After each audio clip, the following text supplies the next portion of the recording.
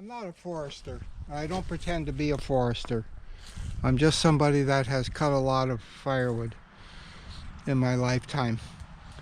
But there are some general principles. Well, actually, I did work in silviculture on Cape Breton Island in the 1980s, early 80s, where we would go into usually stands of hardwood and we would cut what's called the weed trees, the trees you don't want, out. So I learned a few of the basics that, and also when I worked in West Virginia, I worked with a horse logging outfit that used horses to log the trees, so he taught me a little bit about what to look for in trees, but I'm not pretending to be a forester. But when you see something like this, where the tree was damaged early on and it's growing like this, neither of these will turn out to be worth much of anything. So it's fine to take, well, especially this one should come out. This one here, maybe leave this. This one, it's not bad. But anything which is, you know, like this, because the future for these cedar trees, the best possible outcome for them is to become fence posts later when they get big enough. That's generally the market for cedar planted like this. And so a fence post needs to be straight and about that big at the base and that big at the top and about 8 feet long. So, you know, otherwise they're not of much value. You know, if they get large enough, they can be milled for things like eastern white cedar for to make shingles and so on. But western red cedar is much more durable material than eastern white, has a higher level of tannins. That's why it's red rather than white. And also the trees are much bigger on the west coast, so the products made from the trees have fewer defects, fewer knots. You can get wider boards and so on. So you don't see much eastern white cedar in this part of the world being used. Hey, come here. Come here. Come here. That horse is not going to hurt me, I promise you. Anyway, as part of woodlot management, you should periodically have somebody with expertise come in and mark the trees that need to come out, you know, that need to be removed.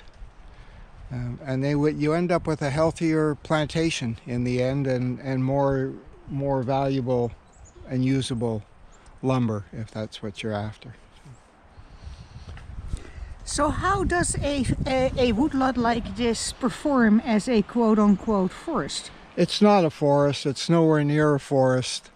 A forest is a collection of multiple species of trees of all different ages, a wide variety, and shrubs and so on. This is, you know, it's no different than like a field of wheat, just done on a longer time scale, you know.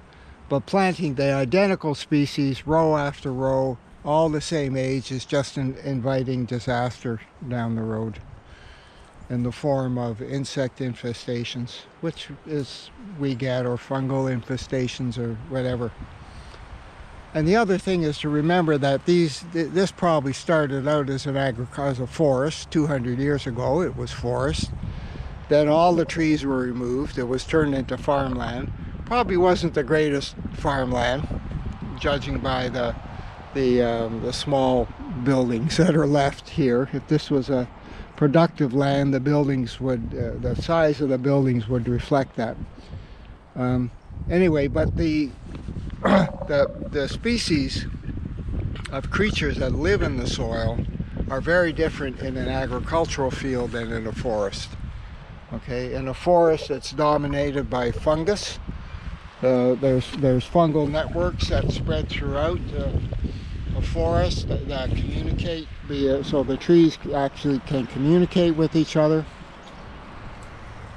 In agricultural fields, the primary life forms are bacterial, quite different. So it's not surprising that when you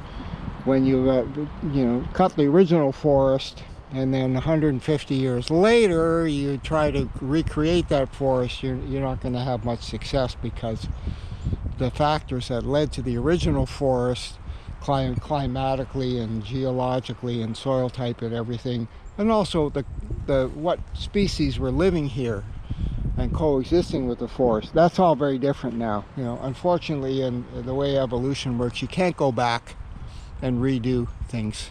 You just have to keep moving forward. And humans learn from their mistakes, and the plantation is not a forest, and you can't pretend it is a forest, and it doesn't behave like a forest, act like a forest, or support the diversity of life that a forest does. And also aesthetically, it's just not as pleasing as a forest. You can tell the difference immediately.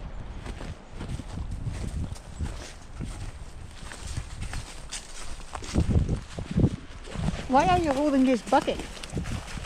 Oh, this is I was visiting the chickens, giving them their eggshells back.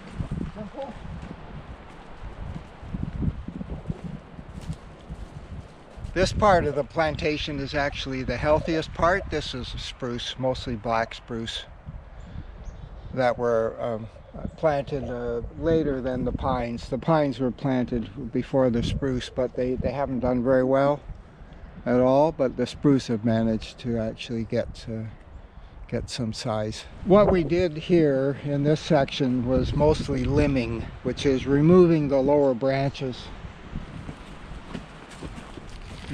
up to as high as we could reach. Okay, and first of all, most of those branches, in fact almost all of them, are dead. They're died because of light starvation, because the canopy is way up there and blocks light from coming down. Then there's still lots of dead branches here, and so removing them does not affect the growth of the tree at all. Plus it makes for a very open field and makes it safe to pasture animals. The horses might hang out here, but there's nothing for them to eat in these areas.